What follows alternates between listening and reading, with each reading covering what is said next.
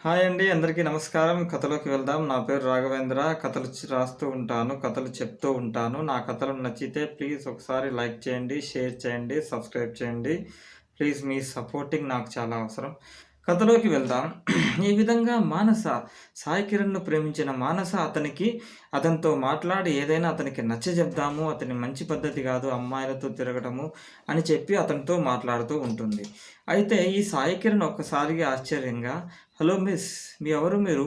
నాకెందుకు ఈ హితబోధలు చేస్తున్నారు? మీకు నాకు సంబంధం ఏమిటండి?" అని అంటాడు. "అయ్యా, మీరు సాయి కిరణ్ గారు, నేను మీ పక్కా ఇంట్లో పోర్షన్‌లో ఉంటారు. మీరెప్పుడు నన్ను గమనించలేదు. నేను మిమ్మల్ని అబ్జర్వ్ చేస్తూ ఉంటాను. సో, మీరంటే యాక్చువల్‌గా నాకు మంచి ఒపీనియను. చాలా కష్టపడి పైకొచ్చారు. మంచి అబ్బాయి.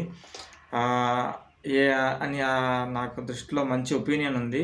కానీ మీరు ఇలా చేస్తున్నారంటే నాకెందుకో విచిత్రం అనిపిచ్చింది. మీకు ఎందుకో చెప్పాలనిపిచ్చింది, చెప్తున్నా" అని అంటుంది ఈ అమ్మాయి.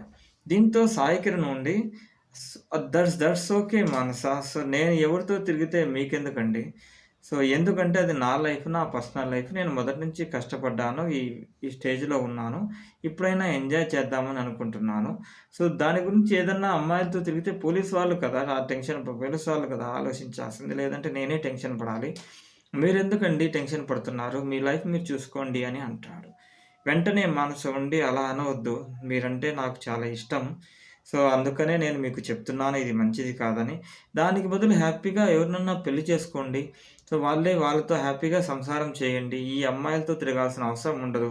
మంచిగా పిల్లలు పుడతారు. వాళ్ళతో లైఫ్ ఎంజాయ్ చేయండి. టైమ్ స్పెండ్ చేయండి. ఎంజాయ్‌మెంట్ అంటే అది. ఇలా మాటికి డబ్బులు ఖర్చు పెట్టి వేరే వాళ్ళతో ఇట్లా కలవటం ఇవన్నీ మంచిది కాదండి" అని చెప్పి అంటుంది. దాంతో కొద్దిగా కోపంగా ఈ సాయికిరణ్ ఉండి, "హలో మేడం, మీకు చెప్తే అర్థం కావట్లేదా? నా లైఫ్ నా ఇష్టం. సో, మీరెందుకు దాంట్లో ఇన్వాల్వ్ అవుతున్నారు? మీరు దాని గురించి వదిలేసేయండి" అని అంటుంది. సరే, మీ లైఫ్ మీ ఇష్టమే. మీ మంచితనం కోసం చెప్తున్నాను.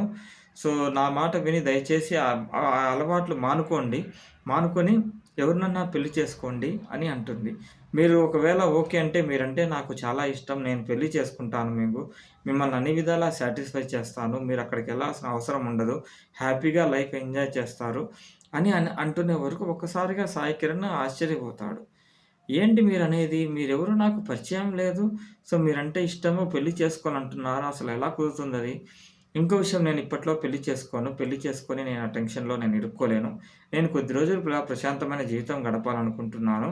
ప్లీజ్ దయచేసి నన్ను వదిలేయండి అని అంటాడు సాయి కిరణ్.